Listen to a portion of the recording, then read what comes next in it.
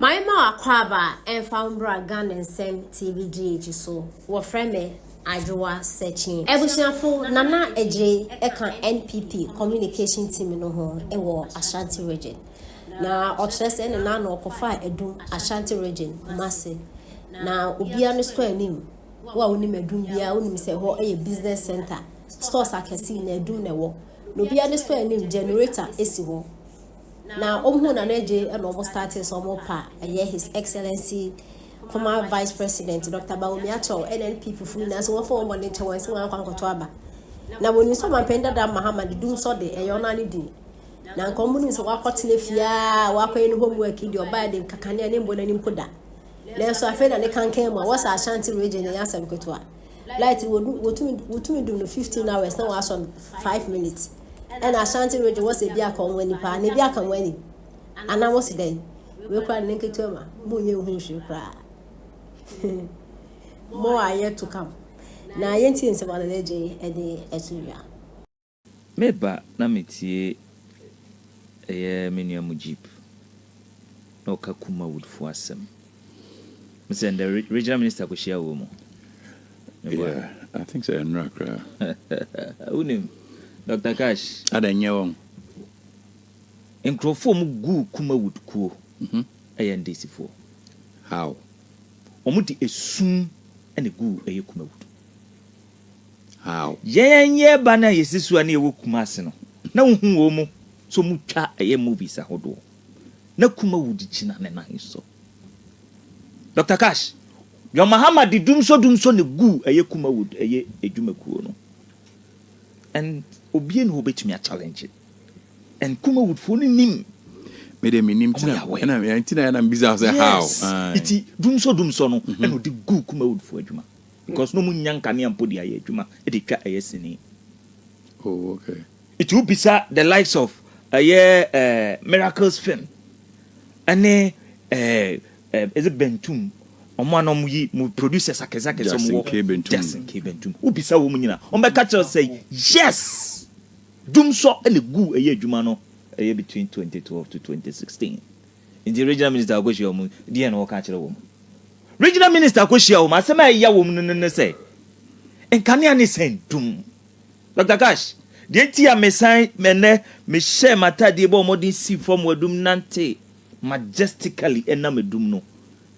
Na nkrofo nyina ka se nana yesra momon fan chayen ya yam fum so bebre adanya una meduma to edeba dia generator dum so aba ba onti dum so is back again.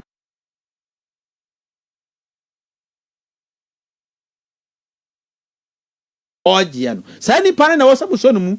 After all, we know those who do employment in Ghana in all the sectors we know. And under normal circumstances, the Public Services Commission that you interview people and pick them into various employment avenues. But the politicians, I didn't every will be answer.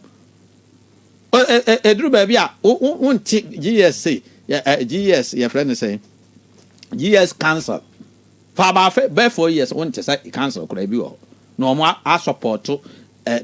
Your friend say Public Services Commission and no more for nipa because a politician and one school be that one fun favorite not narco to say the headmaster politician and one office be that one no for nipa no the say the director meanwhile doesn't have to happen in that manner. Right. Can say a fat one passo and you want no sanos are buying for Roban who you nipa the flu me and hame Nemum Sakwada or no we school near Jumada.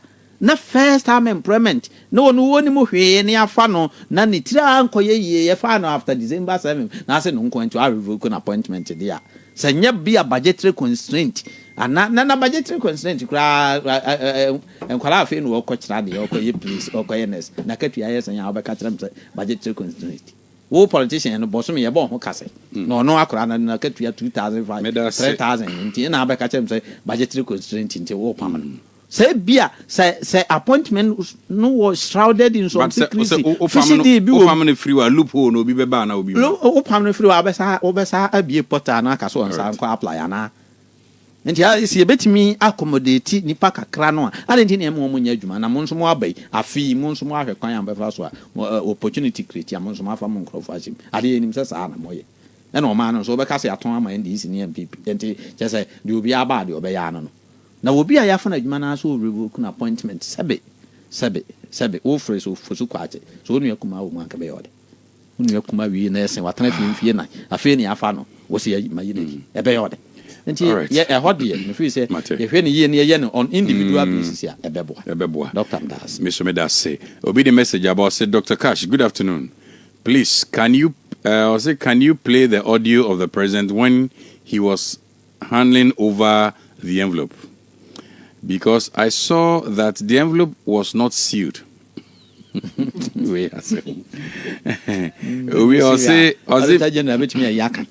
Kumasi-Adum should please do us justice by listening to the account investigation from the NSS.